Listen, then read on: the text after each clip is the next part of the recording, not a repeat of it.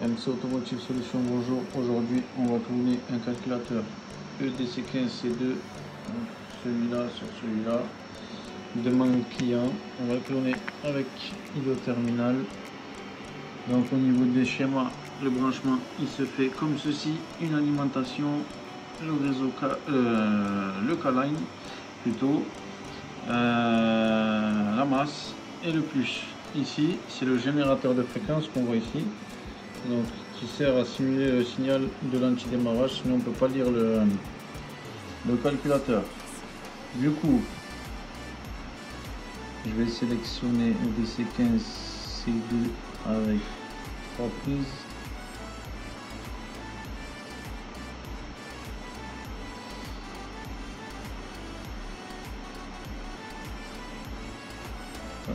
On va se mettre en mode spécial et on va faire connect.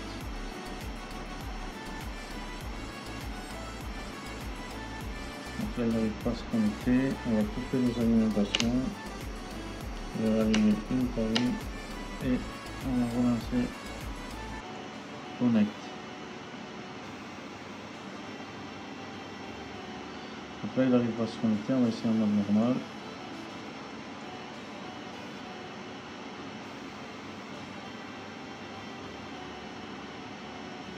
Il n'arrive pas non plus à se connecter. Déconnecté. Bon, du coup, j'ai essayé avec le générateur de fréquence de KMTech, ça marche pas. Poubelle, cette merde.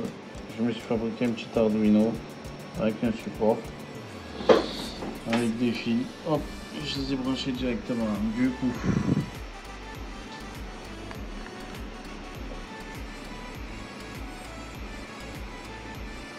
voilà.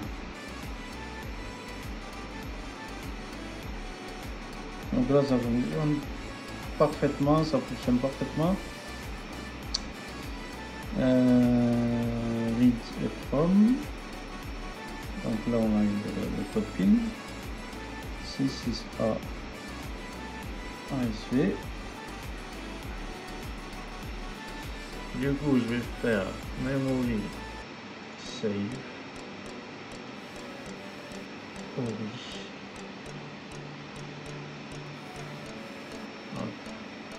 Enregistrer.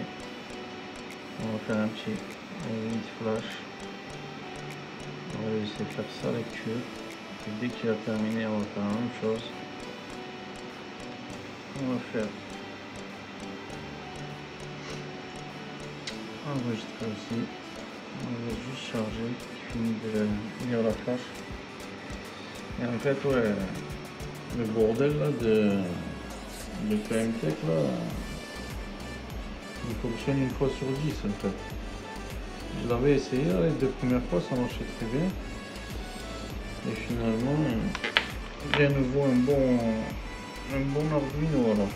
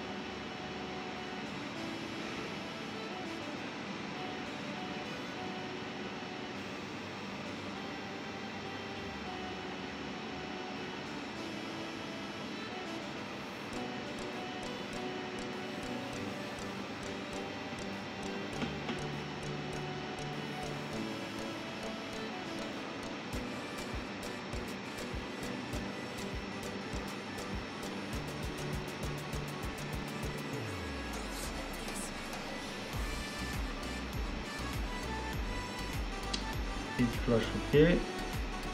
Save. FLS.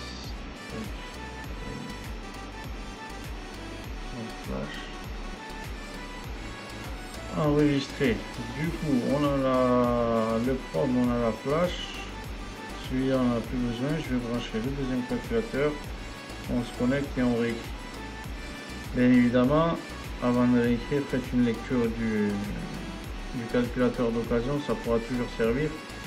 Et surtout, d'autant plus si vous clonez votre calculateur, parfois vous pouvez aussi cloner votre erreur. Donc si vous clonez l'erreur et que vous n'avez pas sauvegardé le backup avant, bah, vous allez être emmerdé. C'est parti, j'ai branché le deuxième calculateur. Pareil, on va faire une petite identification.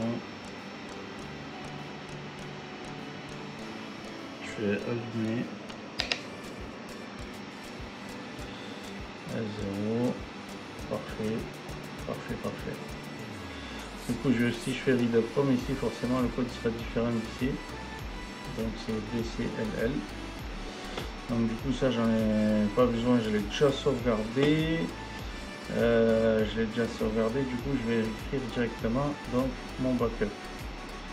Donc pour écrire mon backup, je vais faire open, je vais venir sélectionner ici OVFLS, donc je vais écrire ici write 29F400 BT flash.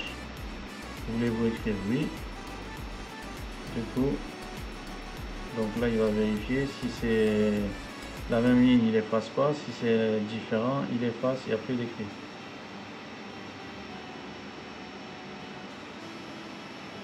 Et voilà, il va faire bloc par bloc.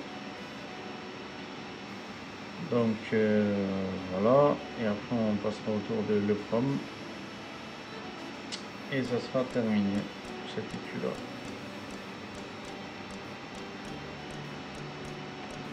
Donc là, il a effacé et écrit tous les blocs. Donc dès qu'il y a ce message là, c'est qu'il a fini d'écrire. Du coup, on va ouvrir les pommes. Alors, ouvrir pomme et on va écrire les pommes S. On va l'écrire rapidement. Donc là, c'est déjà terminé. Et si je refais une lecture de le pomme, il va me donner l'ancien pin. Et si on compare, donc tac, le premier pin original, le deuxième pin sur le calculateur d'occasion et l'ancienne pin sur le calculateur d'occasion. Donc le clonage a été effectué avec succès. Il n'y a plus qu'à tester pour le client.